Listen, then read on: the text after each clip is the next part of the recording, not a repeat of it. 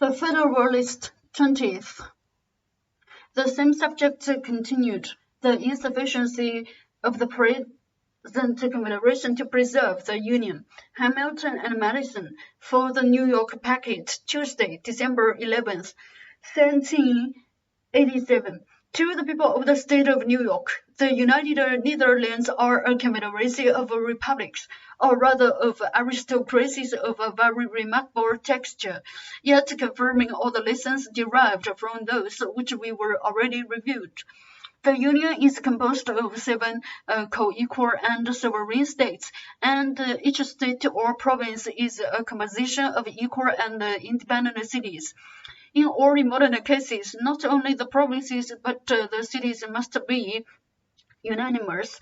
The sovereignty of the Union is represented by the States General, consisting usually of about 50 deputies appointed by the provinces. They hold their seats, some for life, some for 6, 3, and 1 years. From 2 provinces, they continue in appointment during pleasure. The States General have authority to enter into treaties and alliances, to make war and peace, to raise armies and equip fleets, to assign quotas and demand contributions. In all these cases, however, unanimity and the sanction of their constituents are requisite. They have authority to appoint and receive ambassadors, to execute treaties and alliances already formed, to provide for the collection of duties on imports and exports, to regulate the mint with a saving to the provincial rights to govern as sovereigns the dependent territories. The provinces are restrained, unless with their general consent, from entering into foreign treaties, from establishing imposed injuries to others, or charging their neighbors with higher duties than their own subjects. A council of state, a chamber of accounts, with 5 colleagues of admiralty, 8 and 45 the federal administration. The executive magistrate of the Union is the stadtholder, who is now an hereditary prince. His principal weight and influence in the republic are derived from this independent title, from his great patrimonial estates, from his family connections with some of the chief potentates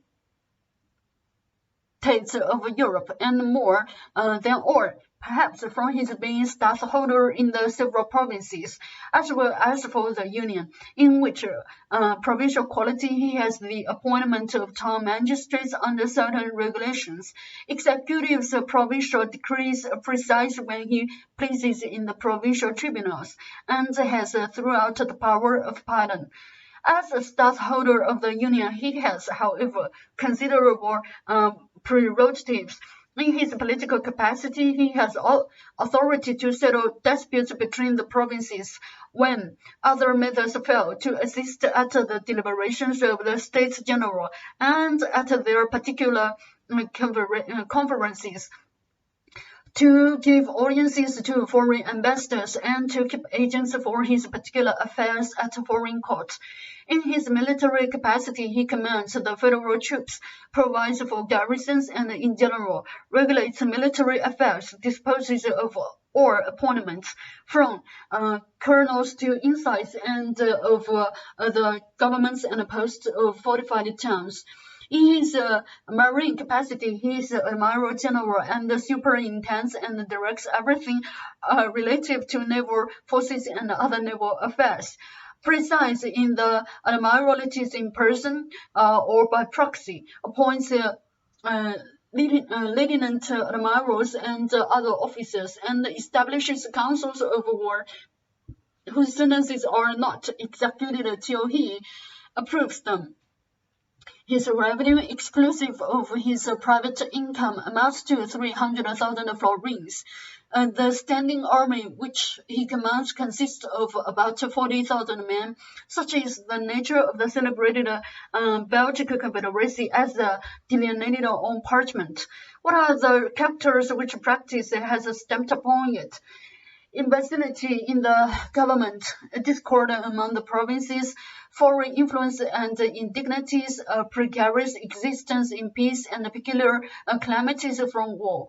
It was long ago remarked by Grotius that nothing but the hatred of his countrymen to the House of Austria kept them from being ruined by the vices of their constitution. The Union of Utrecht, says another respectable writer, reposes an authority in the States General, seemingly sufficient to secure harmony, but the jealousy in each province renders the practice very different from the theory. The same instrument, says another, obliges each province to levy certain contributions, but this article never could, and probably never will, be executed because the inland provinces, who have little commerce, can't pay any equal quota. In matters of contribution, it is the practice to waive the articles of the Constitution. The danger of delay obliges the consenting provinces to furnish their quotas without waiting for the others, and then to obtain reimbursement from the others by deputations which are frequent or otherwise as they can. The great wealth and influence of the province of Holland enable her to effect both these purposes. It has more than once happened that the deficiencies had to be ultimately collected at the point of the bayonet. A thing practicable, though dreadful, in a confederacy where one of the members exceeds in force all the rest, and where several of them are too small to meditate resistance, but utterly impracticable in one composed of members, several of which are equal to each other in strength and resources, and equal singly to a vigorous and preserving defense. Foreign ministers, says Sir William Temple, who was himself a foreign minister, elude matters taken at a referendum by tampering with the provinces and the cities.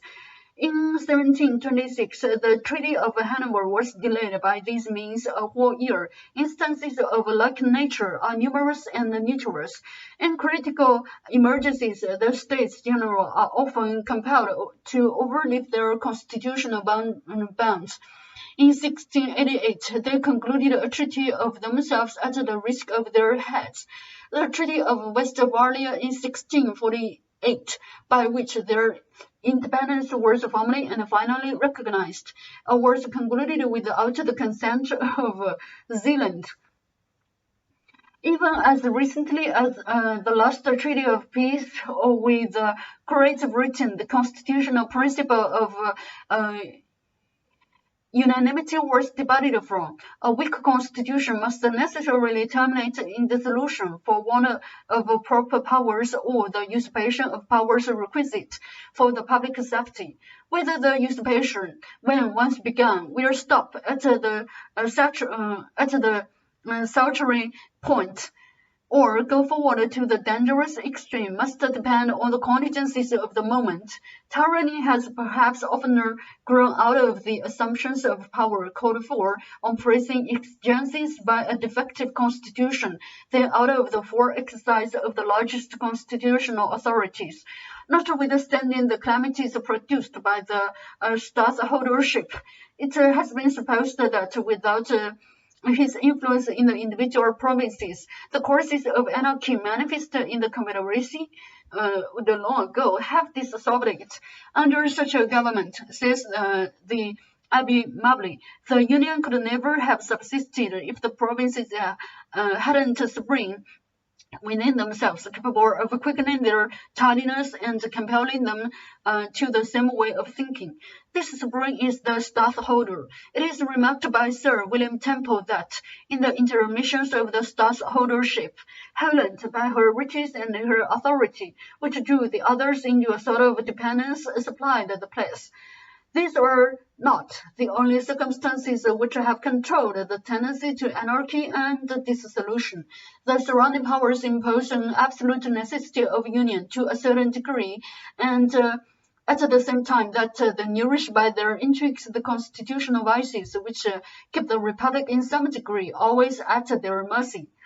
The true patriots have long bewailed the fatal tendency of these vices, and have made no less than 4 regular experiments by extraordinary assemblies, convened for the special purpose, to apply a remedy as many times has their laudable zeal found it impossible to unite the public councils in reforming the known, the acknowledged, the fatal evils of the existing constitution.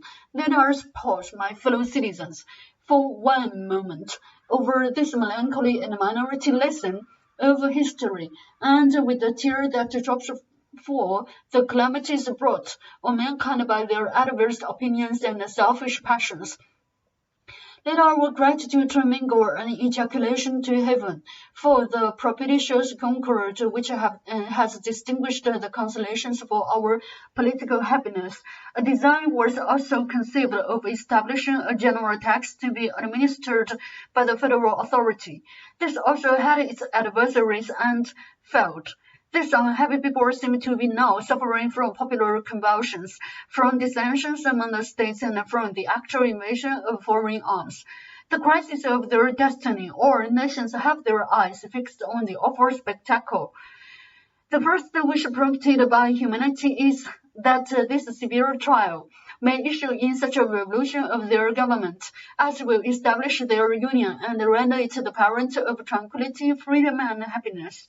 The next, that the asylum under which we trust the enjoyment of these blessings will speedily be secured in this country, and may receive and console them for the catastrophe of their own. I make no apology for having dwelt so long on the contemplation of these federal precedents. Experience is the oracle of truth, and where its responses are unequivocal, they ought to be conclusive and separate. The important truth which it unequivocally pronounces in the present case is that a sovereignty over sovereigns, a government over governments, a legislation for communities, as distinguished from individuals, as it is Solipsism in theory, so in practice it is subversive of the order and ends in civil polity. By substituting violence in the place of law, or the destructive coercion of the soul in place of the mild and sultry coercion of the magistracy. Publius.